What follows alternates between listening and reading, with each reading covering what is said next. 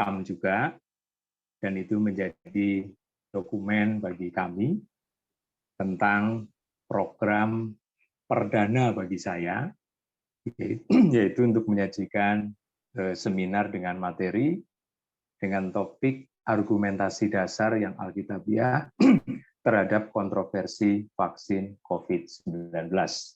Sebelum kita masuk, saya perlu sampaikan bahwa program ini mendahului pleno majelis daerah. Jadi baru Senin besok akan ada pleno. Saya sudah minta izin kepada forum ketika acara pelantikan bahwa saya akan mengadakan seminar ini di akhir Februari. Harapannya bisa dibagikan kepada hamba-hamba Tuhan di wilayah masing-masing melalui pertemuan wilayah, atau kalau belum memungkinkan mengadakan pertemuan wilayah, maka majelis wilayah bisa menggunakan cara lain untuk membagikan kepada rekan-rekan hamba Tuhan.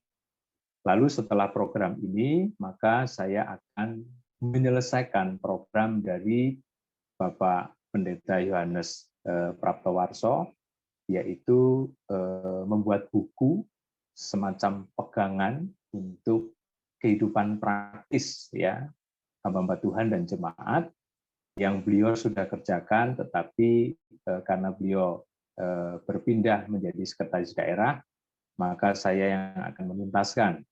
Lalu kemudian di akhir tahun ini saya akan mengadakan 2 program lagi tentang pelatihan, ya pelatihan yang berkaitan dengan pelayanan, dan harapannya pandemi ini sudah bisa terkendali sehingga 2 program di akhir tahun nanti kita bisa adakan secara offline.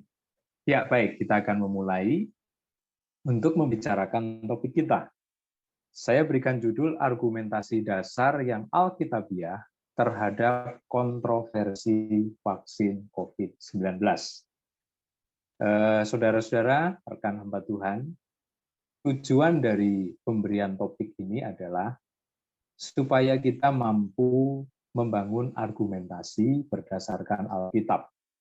Dengan kita bisa membangun argumentasi, maka kontroversi apapun tentang vaksin kita bisa jawab. Saya lebih suka untuk mengupayakan argumentasi dasar daripada menjawab satu persatu pertanyaan tentang vaksin. Kalau saya inventarisir, ada lebih dari 15 pertanyaan-pertanyaan tentang vaksin. Dan kalau satu persatu dijawab, nanti akan muncul pertanyaan-pertanyaan lanjutan. Karena biasanya pertanyaan itu ada anak-anaknya. Karena biasanya pertanyaan itu kalau dijawab, dia akan mengejar lagi dengan pertanyaan berikutnya.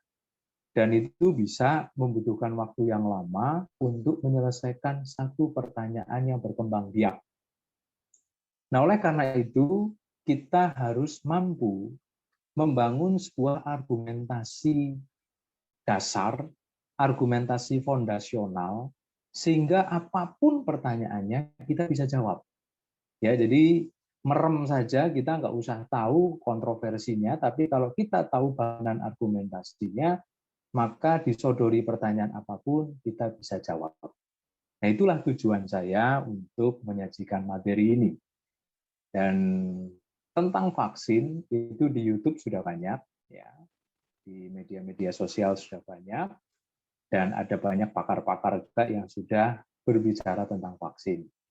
Tentu saja dalam pembahasan ini ada beberapa hal yang sama, tetapi harapan saya ada beberapa hal yang berbeda, karena tekanan dari materi ini sekali lagi adalah membangun argumentasi.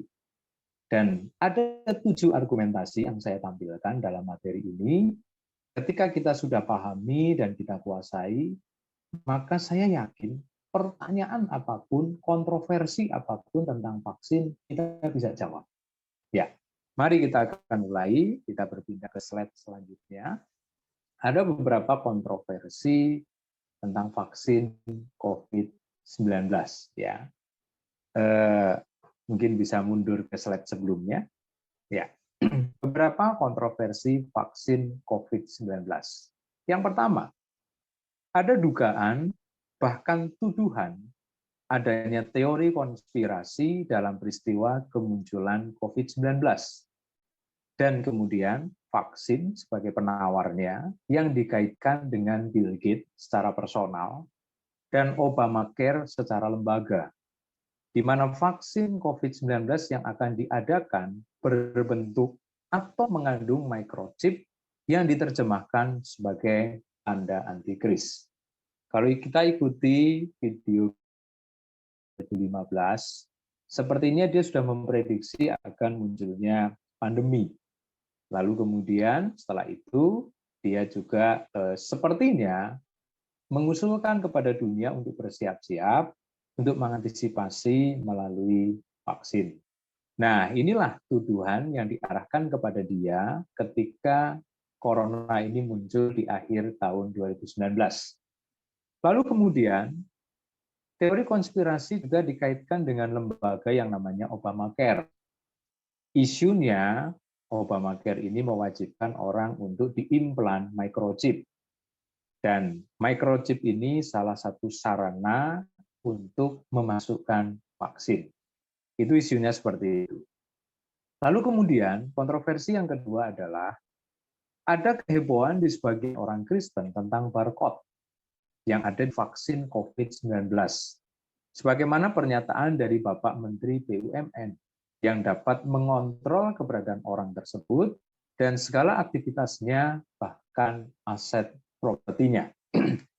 Jadi dengan adanya kemunculan video semacam tanya jawab begitu antara Najwa Shihab dengan Bapak Menteri, Bapak Erick Thohir, sepertinya video tersebut diedit tidak utuh dan juga kemudian pemahaman terhadap isi dialog itu salah dan kemudian muncullah kontroversi.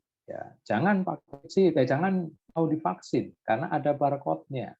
Nanti kalau sudah divaksin, kemanapun kita pergi, itu bisa dikontrol. Bahkan kepemilikan kita pun bisa diketahui. Nah, itu yang kedua. Yang ketiga, adanya upaya dari waktu ke waktu untuk mengantisipasi atau menggagalkan kehadiran oknum antikris yang berfokus kepada teknologi di era globalisasi. Jadi saudara, ada beberapa hamba Tuhan aliran karismatik, datanya ada, ya, jejak digitalnya ada di YouTube, yang merasa mampu untuk menggagalkan kehadiran antikris. Ya, entah dengan doa peperangan, ya, entah dengan ritual-ritual mereka. Nah, mereka berusaha untuk menggagalkan kehadiran antikris. Bahkan kalaupun nggak bisa gagal, mereka berusaha mengantisipasi supaya mereka tidak terdampak dengan kehadiran antikris. Ya, di kalangan kelompok karismatik tertentu, mereka mengusulkan untuk membeli sebuah pulau. Dan pulau itu eksklusif, pulau itu terisolir, lalu kemudian mereka akan bercocok tanam di situ. Sehingga ketika antikris datang dan mewajibkan berjual beli dengan tanda antikris, maka mereka aman karena mereka ada di pulau yang tersendiri itu, terisolasi. Lalu adanya hamba Tuhan yang berdoa katanya ketika dia berada di kutub, ya entah kutub utara atau kutub selatan, dia berdoa dan doa peperangannya itu isinya adalah mau menggagalkan atau mencegah kehadiran oknum antikris. Nah, lalu kemudian dikait-kaitkan dengan vaksin, dikait-kaitkan dengan teori konspirasi, bahwa COVID, vaksin, ini adalah kehadiran antikris. Dan mereka berusaha menghalangi dengan doa puasa, dengan doa peperangan, termasuk dengan kampanye anti-vaksin. Nah, inilah yang kemudian membuat jemaat menjadi ragu untuk ikut vaksinasi. Kontroversi yang keempat, adanya ketakutan akibat berita-berita yang tidak terbukti kebenarannya mengenai konspirasi untuk menghambat laju pertambahan manusia di dunia. Kecurigaan tersebut dapat berkembang kepada penolakan vaksin yang berpotensi membahayakan jiwa. Jadi ada orang yang berpendapat bahwa Bill Gates dan juga beberapa lembaga, mereka ingin supaya mengatur populasi manusia. Kalau bisa jangan terjadi ledakan populasi yang begitu hebat. Nah, lalu kemudian kemunculan pandemi dan vaksin ini semua dikaitkan dengan berita-berita yang belum tentu terbukti kebenarannya. Ya, jadi ada kelompok orang katanya yang mengkhawatirkan kalau terjadinya ledakan pertambahan jiwa. Sehingga segala macam upaya dilakukan untuk menghambat. Nah, dengan memunculkan COVID, lalu kemudian vaksin. Dengan adanya vaksin, maka manusia akan tergantung terus dengan vaksin. Dan vaksin itu temporel, mungkin hanya mampu 6 bulan, nanti orang harus divaksin lagi. Kalau enggak, dia bisa kena COVID dan kemudian bisa meninggal. Nah, lalu kemudian yang kelima, adanya pendapat-pendapat yang salah dari sebagian orang mengenai protokol kesehatan yang menurut mereka justru akan melemahkan imun tubuh. Termasuk penggunaan vaksin yang justru akan membuat manusia tergantung pada vaksin dan bukan pada imun alami. Tadi saya singgung. Saudara bisa cek di YouTube, ada beberapa yang mengaku dari dokter, dari ahli kesehatan, yang menolak untuk cuci tangan, yang menolak untuk pakai sarung tangan, yang menolak untuk pakai masker, karena menurut mereka tidak bisa melatih imun tubuh. Ya, memang kalau saya perhatikan di desa-desa itu orang kalau makan jarang sekali cuci tangan. Ya, kalaupun cuci tangan hanya sebentar, tidak pakai sabun. Anak-anak juga bermain kotor-kotor habis itu makan. Terbukti mereka sehat. Karena dengan seperti itu imun tubuhnya terbentuk dan terlatih kuat. Tapi dengan adanya protokol kesehatan yang mewajibkan harus sering cuci tangan, sering cuci tangan, itu justru akan melemahkan imun tubuh. Ya, dan kemudian tidak mampu tubuh ini membentuk imunitas.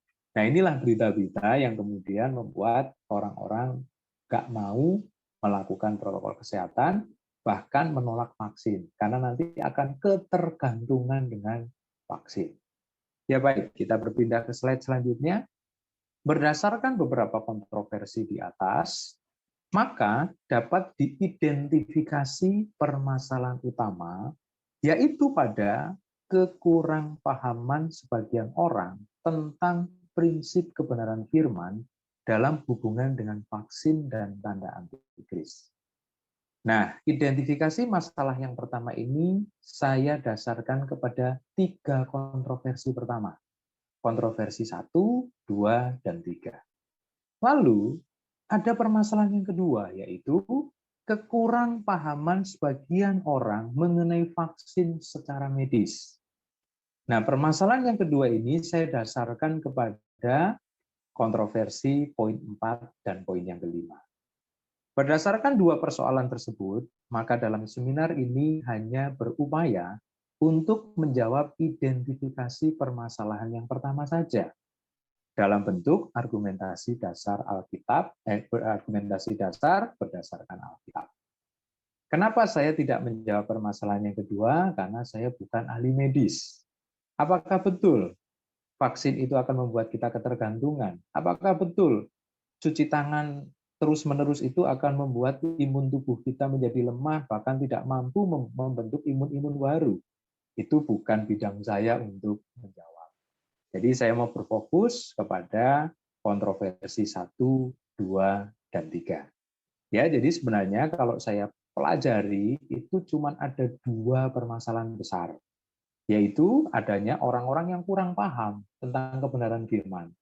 Yang kedua, orang-orang itu kurang paham tentang vaksin dalam hubungannya dengan medis atau dari kacamata medis. Tapi mereka sok paham, sok ngerti ya, sok tahu. Nah ini yang harus kita jawab, dan saya hanya menjawab permasalahan yang pertama saja.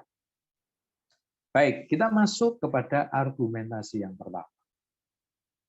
Saya sudah siapkan 7 argumentasi, dan kita akan mulai argumentasi yang pertama. Di dalam Alkitab, kita temukan adanya racun dan penawar. Di dalam Alkitab, kita temukan adanya sakit, penyakit, dan obat. Alkitab banyak berbicara mengenai racun dan penyakit dan obat sebagai penawar atau penyembuh, bahkan pencegah dari sakit penyakit. Berdasarkan Amsal 16 ayat 24, madu dan sarang madu adalah obat. Dalam 1 Samuel 14 ayat 7 terdapat kisah Yonatan bin Saul yang alami kesembuhan dari penglihatan yang kabur pada matanya setelah memakan madu. Untuk menghemat waktu, saya tidak perlu membaca, tetapi bagi Bapak Ibu Saudara yang mau cross-check terhadap ayat itu silakan. Jadi berdasarkan Amsal 16:24 dan 1 Samuel 14 ayat yang ke-7, jelas sekali di situ bahwa madu punya fungsi sebagai obat. Jadi Alkitab berbicara tentang sakit, tapi juga berbicara tentang obat. Dan media yang ada di dalam kitab Amsal di sini adalah madu. Lalu kemudian kita berpindah ke slide selanjutnya. Selain sebagai obat penyakit, madu juga berfungsi sebagai pencegah datangnya sakit. Sebuah nasihat dari orang tua kepada anak dalam Amsal 24 ayat 13, untuk memakan madu dikarenakan madu baik bagi kesehatan. Ini orang tua yang memberi nasihat kepada anak yang belum sakit, yang sehat. Diberi nasihat untuk sering makan madu karena madu itu baik bagi kesehatan. Dalam Hakim-Hakim 14 ayat 8 sampai 9, seorang hakim yang bernama Samson atau Simpson yang dikenal kuat secara fisik ternyata sangat gemar memakan madu. Jadi, kita bisa mengambil kesimpulan di sini bahwa Alkitab pun suka terhadap tindakan-tindakan pencegahan terhadap sakit penyakit. Alkitab pun merekomendasikan, bahkan Alkitab memberitahu, ini loh, ada media yang dikenal pada waktu itu. Kitab Amsal ditulis, ya kita ketahui oleh Salomo sebelum kejatuhannya sekitar tahun 900-an sebelum Masehi. Madu sudah dikenal, tentu vaksin belum ada pada waktu itu ya. Vaksin adalah virus atau bakteri yang dilemahkan. Lalu kemudian disuntikkan dan itu akan merangsang pembentukan imun tubuh. Nah, pada waktu itu belum ada vaksin, tetapi salah satu media untuk memperkuat imun tubuh dan bisa mencegah datangnya sakit adalah madu. Lalu kemudian, di slide selanjutnya, selain madu, ternyata Alkitab juga berbicara tentang anggur. Ternyata anggur juga punya dua fungsi, yaitu menyembuhkan dan mencegah sakit pencernaan. Mengenai hal itu, kita dapat melihat dalam 1 Timotius 5 ayat 23. Paulus memberi nasihat kepada Timotius, "Hai Timotius, jangan hanya minum air putih saja. Tambahkan anggur sedikit ya. Jangan banyak-banyak, tambahkan anggur sedikit supaya baik pencernaanmu." Menurut penelitian, buah anggur mengandung polifenol, yaitu senyawa pemberi warna cerah pada buah. Kandungan antioksidan polifenol dalam buah yang sudah ditanam sejak 6.000 sampai 8.000 tahun yang lalu memberi tubuh perlindungan dari penyakit dan kerusakan akibat faktor lingkungan, serta membantu melawan radikal bebas. Sumbernya sudah saya cantumkan. Kalau kita lihat, ternyata anggur sudah ada dari zaman dulu. Ya, Nuh ketika keluar dari Patra, dia langsung menjadi pengusaha kebun anggur. Ternyata anggur dikenal sebagai buah yang mampu menyembuhkan sakit, sakit pencernaan, susah buang air besar, tapi ternyata anggur juga bisa mencegah datangnya penyakit. Itulah kenapa orang-orang Israel pada waktu itu kuat-kuat. Ya. Orang-orang Israel pada waktu itu juga sehat karena memang mereka mengkonsumsi anggur selain korma. Nah, ternyata berdasarkan info medis juga diakui bahwa anggur, baik anggur hitam, anggur hijau, anggur ungu, semuanya memiliki senyawa polifenol itu yang berfungsi untuk antioksidan, ya, dan itu mencegah datangnya sakit penyakit. Jadi, berdasarkan argumentasi yang pertama, maka vaksin sangat bermanfaat bagi pencegahan penyakit, sebagaimana data dalam Alkitab yang diwakili oleh madu dan anggur. Sekali lagi, pada waktu itu vaksin belum ada yang dalam bentuk virus dan bakteri yang dilemahkan. Kalau COVID-19 itu virus. Kalau tipes, salmonella, itu bakteri. Saya penderita tipes, saya pernah divaksin anti tipes. Nah, itu virus dan juga bakteri yang dilemahkan jadilah vaksin. Pada zaman dulu belum ada. Pada zaman dulu orang memakai salah satunya adalah madu. Lalu kemudian di Perjanjian Baru juga disinggung anggur. Jadi, prinsip pencegahan penyakit itu adalah prinsip Alkitab. Prinsip pengobatan penyakit. Sekarang COVID belum ditemukan obat yang benar-benar diakui manjur. Tetapi vaksin diakui lebih dari 50% kemampuannya untuk bisa mencegah datangnya COVID atau orang itu terserang COVID. Nah, oleh karenanya, berdasarkan argumentasi Alkitab yang pertama ini, kita jangan ragu dengan yang namanya vaksin. Karena prinsip kerjanya sama dengan madu dan anggur berdasarkan Alkitab. Supaya lebih kuat, kita masuk lagi kepada argumentasi yang kedua. Argumentasi yang kedua adalah naluri pemerintah itu adalah menenteramkan rakyat. Naluri pemerintah adalah mengayomi, melindungi, mensehatkan, mensejahterakan rakyat. Itu ada di Roma 13 ayat 1-4 dan 1 Timotius 2 ayat 2. Makanya Paulus memberi nasihat, doakan raja-raja, doakan pemerintah supaya kita dapat ketenangan. Karena naluri pemerintah itu membuat tenang rakyatnya. Kalau ada pemerintah yang nggak membuat tenang rakyatnya, itu oknum pada masa itu terjadi. Karena kaisar-kaisar di Kekaisaran Romawi memang memberikan tekanan berat kepada orang-orang Kristen. Tetapi Paulus tetap menasihatkan untuk mendoakan supaya pemerintah itu menenangkan rakyat, menenteramkan rakyat. Pemerintah adalah hamba Allah menurut Roma dan berasal dari Allah. Peran dari pemerintah adalah mengatur kehidupan masyarakat, mengayomi, mensejahterakan. Jadi, naluri Allah untuk mengayomi, menyehatkan, mensejahterakan umatnya terwakili oleh pemerintah, termasuk dalam program vaksinasi.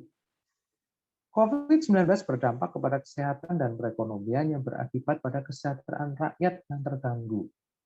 Vaksin COVID-19 adalah upaya pemerintah menghentikan pandemi dengan membangun herd immunity. Ketika ada yang meragukan vaksin, maka orang tersebut meragukan dan tidak menghargai campur tangan Allah dalam persoalan COVID-19. Kita semua berdoa, gereja-gereja berdoa supaya pandemi ini berlalu. Ada dua cara untuk pandemi ini berlalu dari sisi Allah. Allah bisa melalukan begitu saja, tetapi Allah bisa melalukan melalui instrumen-instrumen yang ada. Dan salah satunya adalah instrumen pemerintah. Ketika pemerintah bergerak cepat, melobi negara-negara produsen vaksin, ketika vaksin sudah didatangkan, bahkan vaksin digratiskan, itu jawaban doa. Jadi ketika orang-orang Kristen berdoa di sekitar bulan April, Mei tahun lalu, sudah dijawab oleh Tuhan. Begitu cepat loh prosesnya. BPOM bisa cepat untuk memberikan izin darurat. Ya. Dari pihak MUI juga sudah memberikan sertifikasi halal. Jadi nggak ada masalah. Gerak cepat pemerintah itu perlu kita hargai. Dan kita perlu tahu dalam Roma 13 ayat 1-4 bahwa pemerintah itu perwakilannya Allah, hamba Allah. Apa yang dilakukan oleh pemerintah itu sebenarnya yang dilakukan oleh Allah. Nah, oleh karena itu ketika ada orang-orang yang menolak vaksin, sebenarnya dia sedang menolak Allah secara tidak langsung. Sedang menolak intervensi Allah, campur tangan Allah, sedang menolak jawaban doa. Nah, ini yang harus kita sadari, ya. Nah, lalu kemudian berpindah kepada slide selanjutnya. Kalau kita mau jujur, program pemerintah tentang vaksinasi itu sudah ada dari zaman dulu. Ya, ketika anak-anak, bahkan kita waktu bayi lahir kita diimunisasi. Lalu waktu SD kita disuntik cacar. Jadi sebenarnya vaksinasi ini sudah ada dari zaman dulu. Ya, ketika ada penyakit-penyakit yang pada waktu itu mengkhawatirkan, maka kemudian dicegah dengan adanya vaksin.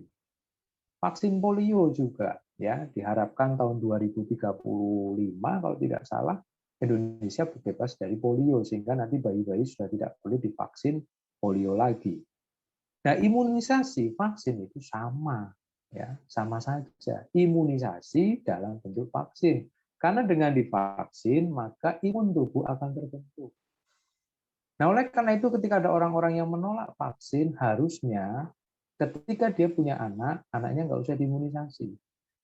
Ya, nanti kalau ada penyakit-penyakit lain seperti rubella dan lain-lain seperti yang kemarin lalu ada vaksinnya, harusnya konsisten dong. Jangan terima vaksin juga. Jangan hanya vaksin COVID. Karena sebenarnya prinsipnya sama untuk pencegahan datangnya penyakit. Ya, kita berpindah ke argumentasi ketiga. Pandemi dan penanganannya adalah penggenapan tanda-tanda zaman yang juga dialami gereja Tuhan. Jadi berdasarkan argumentasi ketiga ini, kita bisa menjawab kontroversi apapun. Orang-orang Kristen nggak usah divaksin, karena ini adalah produk antikris. Lah, kalau nggak divaksin, saudara membahayakan orang lain, membahayakan diri sendiri, dan kita bisa terancam punah. Kenapa? Karena berdasarkan Lukas 21 ayat yang ke-11, nubuatan tentang tanda-tanda zaman munculnya penyakit sampar itu terjadi di berbagai tempat. Namanya berbagai tempat itu dihuni oleh manusia yang heterogen, termasuk kita, termasuk orang-orang Kristen. Jadi kita pun bisa kena sampar, kita pun bisa kena COVID. Nah, kalau kita menolak program vaksinasi, lalu solusinya apa? Berdoa supaya Tuhan lindungi. Tidak bisa seperti itu karena Alkitab tidak mungkin akan bertentangan. Ya. Cara kerja Tuhan tidak akan mungkin bertentangan dengan Alkitab. Ya. Jadi kalau Alkitab sudah memberitahu bahwa penyakit sampar di akhir zaman itu akan kena kepada siapapun, ya berarti kita harus melindungi diri kita. Persis seperti tulah yang ke-10. Tuhan sudah kasih tahu, tulah 1-9, Gosyen nggak kena. Tapi tulah yang ke-10, Gosyen kena. Kalau mau aman, kasih tanda darah di situ. Itu mungkin bisa saya istilahkan vaksin juga. Ya.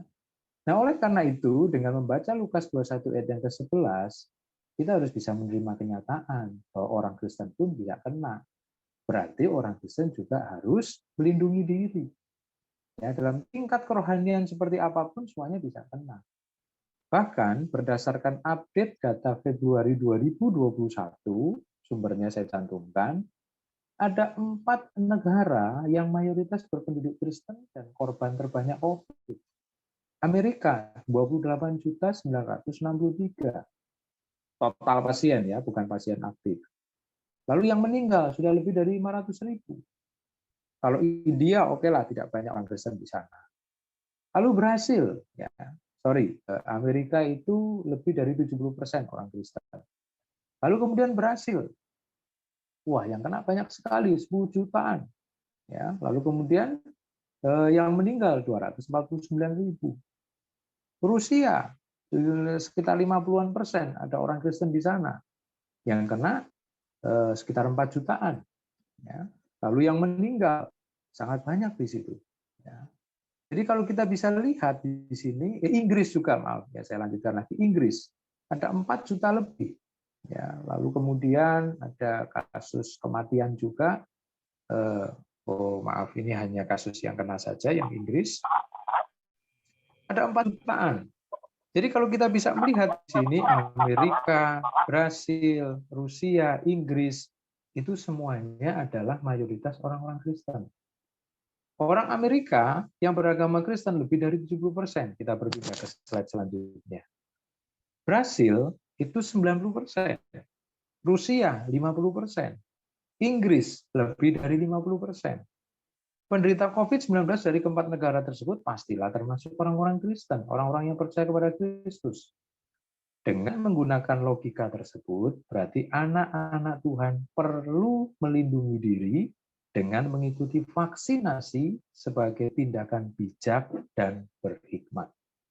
Jadi berdasarkan Lukas 21 ayat yang ke-11, dan saudara bisa tambahkan lagi ayatnya di situ, berdasarkan Keluaran pasal yang ke-12, ketika tulah yang ke-10, ketika ada bencana, malapetaka, dan itu bisa kena siapapun, maka orang-orang Kristen, anak-anak Tuhan, wajib untuk melindungi diri. Nah, dalam kaitan dengan COVID-19, Maka cara untuk melindungi diri selain prokes adalah vaksin. Ya, itu argumentasi yang ketiga. Kita berpindah kepada argumentasi yang keempat. Masa pandemi COVID-19 saat ini bukanlah masa pemerintahan antikristus. Ini prinsip kebenarannya. Masa sekarang bukan masa antikris. Belum masa antikris. Para penolak vaksin COVID-19 mencurigai bahwa hal tersebut adalah perwujudan dari konspirasi untuk menanamkan microchip ke dalam tubuh manusia, sehingga dapat dikendalikan dalam segala hal. Dan prasyarat utama untuk berjual beli yang merupakan pola kerja antikristus berdasarkan Wahyu 13 ayat 16-18. Berdasarkan 1 Yohanes 4 ayat 3, kita memperoleh informasi yang tegas dan jelas bahwa yang ada mulai masa gereja mula-mula hingga saat ini adalah roh antikristus. Bukan pemerintahan antikristus, tapi roh antikristus. Cirinya apa? Mereka tidak mengakui Yesus anak Allah. Mereka tidak mengakui Yesus berasal, Yesus keluar dari Allah. Dengan kata lain, mereka tidak mengakui keilahian Kristus. Mereka hanya mengakui Kristus itu ciptaan yang utama. Dan itu sudah tergenapi. Ya, ada saksi-saksi Yehova yang tidak mengakui keilahian Kristus, ya. Lalu kemudian ada gereja-gereja Unitarian yang tidak mengakui Tritunggal, tidak mengakui keilahian Kristus, itu sudah tergenapi. Jadi kita bisa melihat di sini bahwa sampai sekarang ini yang ada roh antikristus. Pemerintahan antikristus belum. Oknum antikristus atau disebut sebagai pendurhaka barulah akan menyatakan diri setelah yang menahan itu disingkirkan. 2 Tesalonika 2 ayat 7-9. Banyak penafsir mengartikan yang menahan adalah gereja Tuhan. Bodoh sekali orang yang mengatakan bahwa vaksin itu adalah produk antikris dan tanda kehadiran antikris. Kenapa? Karena kita gereja Tuhan masih ada. Padahal kehadiran antikris itu nanti setelah gereja Tuhan tidak ada. Baik penganut pre-tribulasi maupun post-tribulasi semua sepakat bahwa gereja itu tidak ada, baru antikris datang. Post-tribulasi mengistilahkan disingkirkan, pre-tribulasi mengistilahkan rapture. Kita lagi nggak membicarakan itu, tetapi intinya sama. Antikris datang setelah gereja tidak ada. Ketika memperhatikan kronologi dalam kitab Wahyu 12 dan 13, meski beberapa pasal di kitab Wahyu itu tidaklah kronologis, kita akan memperoleh informasi bahwa pelantikan iblis atas binatang yang keluar dari dalam laut terjadi pasca penyingkiran perempuan. Mayoritas penafsir mengartikan binatang tersebut adalah oknum antikristus. Pasca pelantikan tersebut, muncullah binatang yang keluar dari dalam bumi sebagai asisten antikris yang menjalankan semua kuasa termasuk memberi tanda antikris. Kita GPDI menafsir bahwa perempuan itu gereja. Gereja itu sudah disingkirkan ke padang gurun dengan bantuan sayap burung nasar. Lalu kemudian iblis melantik binatang yang keluar dari dalam laut di pasal 13, itulah antikris, itulah pemimpin, itulah oknum antikris. Setelah itu muncul binatang yang keluar dari dalam bumi, itulah nabi palsu, itulah asisten antikris yang menjalankan semua kuasa antikris termasuk memberi tanda antikris. Jadi gereja Tuhan saja masih ada di bumi. Antikrisnya belum datang. Kalau antikris datang, harus ada asistennya dulu. Baru kemudian terjadi pemberian tanda. Jadi masih panjang ke depannya secara kronologis. Ya, sekarang ini bukan masa antikris. Ya, jadi pemberian tanda antikris adalah pasca gereja disingkirkan dan pasca kemunculan antikris yang telah dilantik oleh iblis. Pemberian tanda tersebut dilakukan oleh asisten antikris yang sering disebut sebagai nabi palsu. Apakah masa sekarang sudah diisi dengan peristiwa-peristiwa itu? Tentu tidak. Ya, kita berpindah ke argumentasi yang kelima. Barcode microchip, ya, face and eye recognition bukanlah tanda antikris. Beberapa alasan sebagai berikut. Semua orang pada masa antikris itu diberi tanda. Berarti semua orang belum punya tanda yang dimaksud. Orang-orang takut vaksin, kan ada barcode-nya. Padahal barcode-nya itu di botol, saudara. Bukan di cairan vaksinnya. Mereka ketakutan. Wah, ada barcode-nya. Barcode itu bukan tanda antikris. Microchip bukan tanda antikris. Sekarang ada lagi yang lebih canggih. Face and eye recognition. Itu pun juga bukan tanda antikris. Apa? Karena nanti di Wahyu 13 ayat 16, semua orang diberi tanda antikris. Artinya semua orang itu belum punya. Kalau ada yang sudah diimplan microchip, itu tidak dianggap sebagai tanda antikris. Berarti apa ya tanda antikris itu? Seperti apa ya? Ya kita hanya bisa menduga-duga. Yang jelas, ketiga instrumen yang saya sebut tadi bukan tanda antikris. Lalu alasan kedua, istilah tanda atau mark diterjemahkan sebagai imperial stamp. Saat ini belum nampak kerajaan atau kaisaran antikris. Ya, dipakai kata mark, tanda khusus, tanda yang punya ciri khusus. Lalu kemudian diterjemahkan dengan imperial stamp, cap kerajaan, meterai kekaisaran. Kerajaan antikrisnya aja belum muncul, masa meterainya sudah ada. Jadi vaksin, barcode, microchip, apapun lah yang dicurigai ada di dalam vaksin COVID-19, itu bukan tanda antikris. Kalaupun ada, itu bukan tanda antikris. Apalagi tidak ada. Gugur semua itu pendapat-pendapat. Alasan ketiga, istilah tanda tersebut adalah berfungsi sebagai mata uang untuk berjual beli. Barcode, microchip, FNA recognition itu bukan mata uang. Saudara punya microchip, implan microchip, lalu data bank saudara ada di situ. Kalau saudara nggak punya saldo, ya nggak bisa berjual beli. Ya. Saudara punya ATM, nggak ada isinya. Ya, ATM itu ada chipnya, saudara. Nggak ada isinya, ya nggak bisa berjual beli. Jadi microchip itu bukan mata uang. Microchip itu cuma alat. Jadi nggak usah takut dengan barcode, dengan microchip. Ya. Alasan berikutnya, istilah tanda yang dimaksud dikenakan pada tangan kanan atau dahi sebagai tanda loyalitas. Meniru cara Yahudi menghormati Tuhan dengan memakai tefilin. Ketika benda yang dimaksud bukan tanda loyalitas.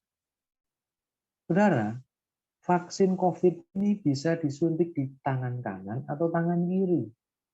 Kalau saya kidal, seperti Barack Obama, maka yang disuntik adalah kanan.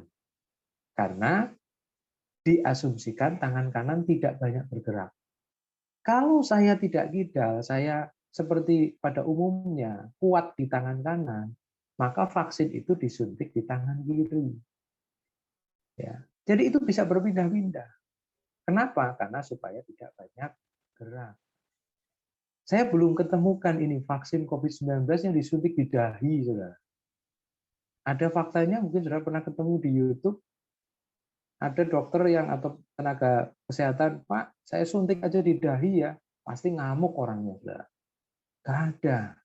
Ya, jadi tanda antikris itu di tangan dan di dahi, memang di Wahyu ditulis di situ atau di dahi, tapi kebanyakan penafsir dua-duanya, karena mau meniru cara orang-orang Yahudi menghormati Yahweh, menghormati Adonai, ya, menghormati Tuhan, yaitu dengan menggunakan tefilin. Saudara bisa cek sendirilah tentang tefilin dan cara menggunakannya.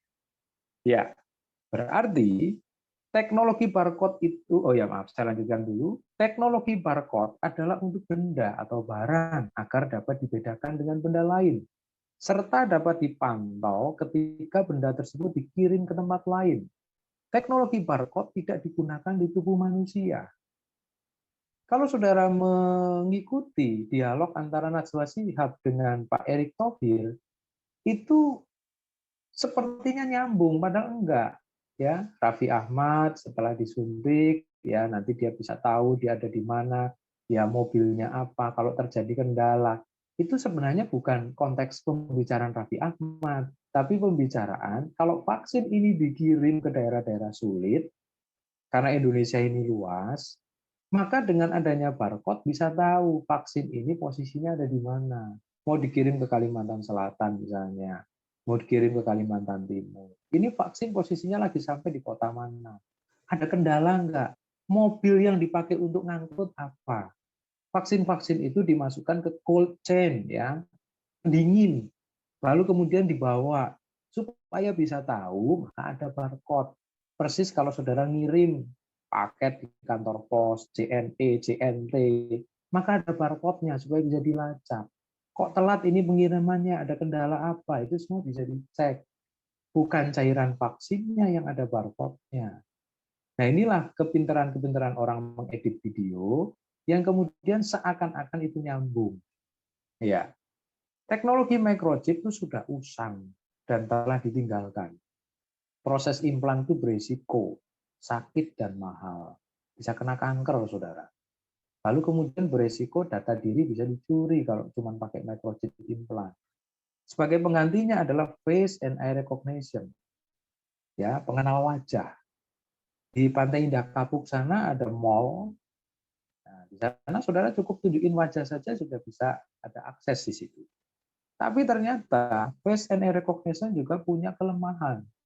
Karena tidak dapat mengidentifikasi wajah secara 100% dan berpotensi salah dalam mengenali wajah orang-orang yang mirip. Apalagi saudara kembar, wah itu susah dikenali oleh face and eye recognition. Saudara cek di internet, saudara searching saja kelemahan face and eye recognition. Ada salah tangkap itu di Amerika. Ada pencurian, ada pembunuhan, ternyata tersangkanya salah, ya, karena dicek pakai face and eye recognition kok sepertinya wajahnya ini. Ternyata ketika orang itu ditangkap bukan. Ya, jadi sudah basi, sudah usang semuanya. Barcode itu untuk barang bukan untuk manusia. Microchip implan bisa untuk manusia, tapi sakit, mahal, bisa kena kanker, data diri bisa bocor. Yang untuk manusia lagi, mengenali wajah, FNA recognition, itu pun juga sudah mulai ditinggalkan karena punya banyak kelemahan. Ya. Istilah tanda yang dimaksud dalam Wahyu 13 ayat 16 memiliki beberapa aspek pembahasan. Salah satunya adalah dari wujud tanda tersebut mengandung unsur seni. Bahasa Yunani adalah charakma atau tanda, dan ini muncul di Kisah 17 ayat 28 yang menguatkan bahwa tanda yang dimaksud bukan sembarang tanda, melainkan memiliki unsur seni dan permanen, bagaikan patung yang dipahat. Jadi nggak usah takut sama microchip, karena microchip nggak ada unsur seni. Microchip itu tidak permanen. Pasang copot bisa. Kata siapa microchip nggak bisa dicopot? Bisa.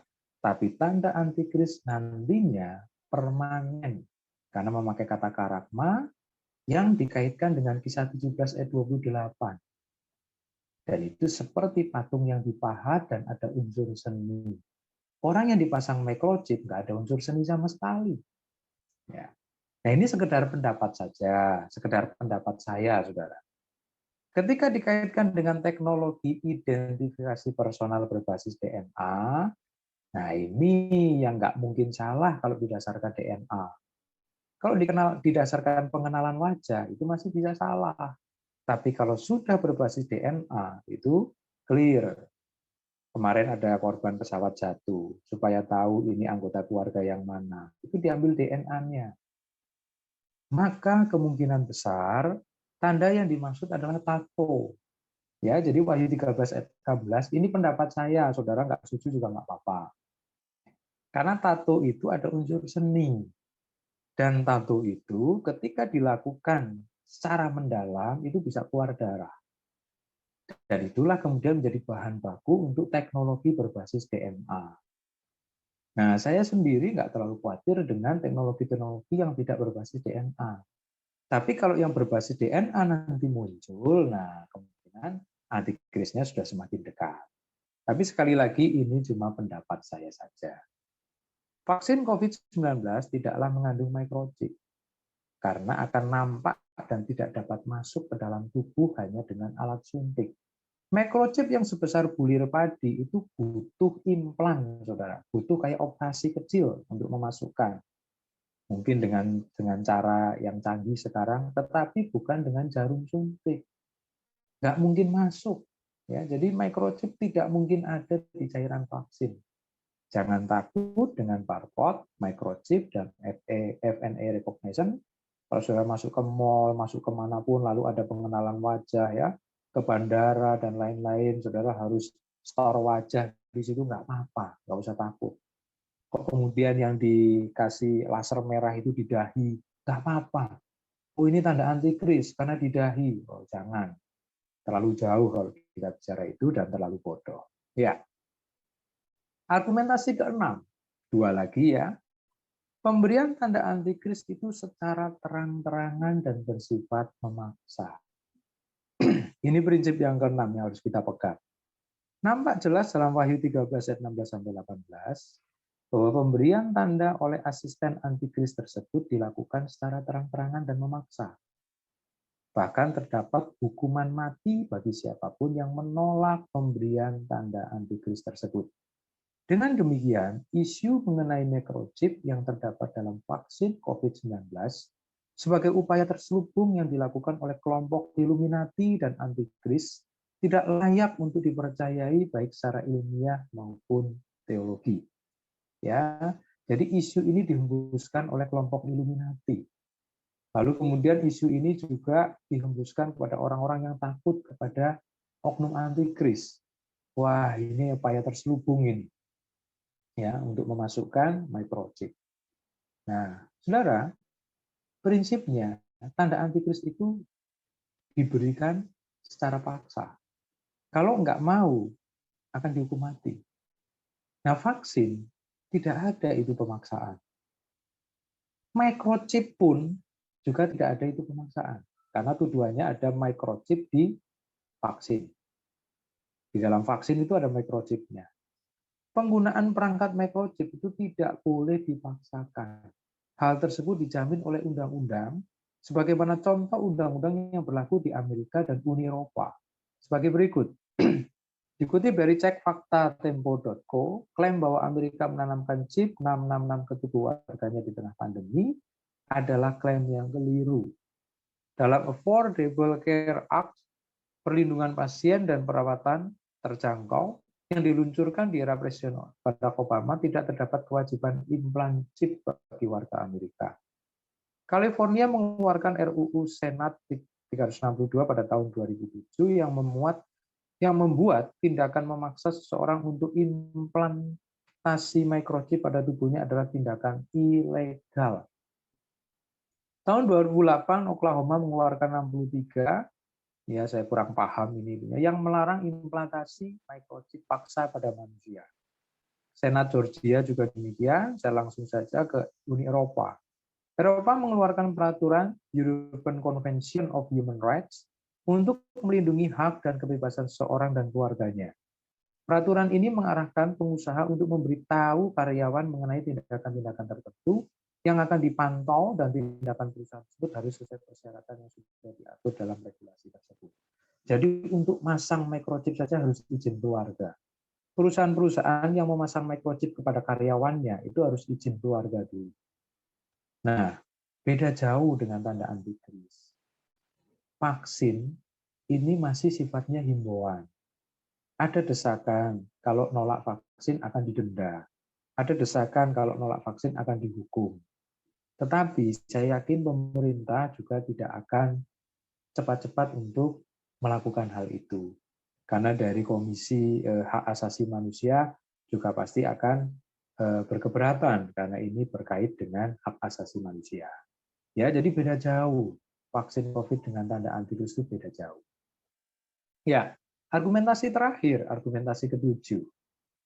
Over awareness atau saya singkat OA dan awareness less AL ini adalah tanda-tanda zaman yang muncul di akhir zaman. Apa itu maksudnya? Dalam perjalanan waktu selalu muncul dua kelompok orang dalam hubungannya dengan sikap mereka terhadap akhir zaman. Ezra Soru mengistilahkan dengan kelompok eskatofobia dan eskatomania. Ada kelompok orang yang sangat takut membicarakan mengenai akhir zaman dengan alasan-alasan tertentu. Namun sebaliknya ada kelompok orang yang sangat suka bicara akhir zaman. Meskipun pijakannya ngawur. Pijakannya biasanya apa? Pengalaman pribadi, pengalaman supranatural. Pijakannya nggak kuat, tapi senang sekali bicara akhir zaman. Nah, kalau saya mengistilahkan over awareness, ya, atau awareness less yang kedua. Ya. Ya. Mohon untuk di mute dulu. Ya, saya lanjutkan.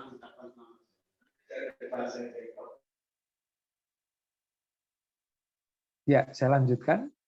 Ya, bahkan dari kelompok OA, over awareness atau eskatomania, ada yang berani memastikan hari, tanggal, bulan, dan tahun kedatangan Kristus, walaupun ternyata selalu salah. Firman Tuhan telah mengingatkan mengenai hal itu ketika murid-murid bertanya tentang tanda kedatangan Kristus dan kesudahan dunia dalam Matius 24 ayat 3-4 dan ayat 36. Ketika mereka bertanya, kapan kedatanganmu? Bila mana kedatanganmu dan kesudahan dunia?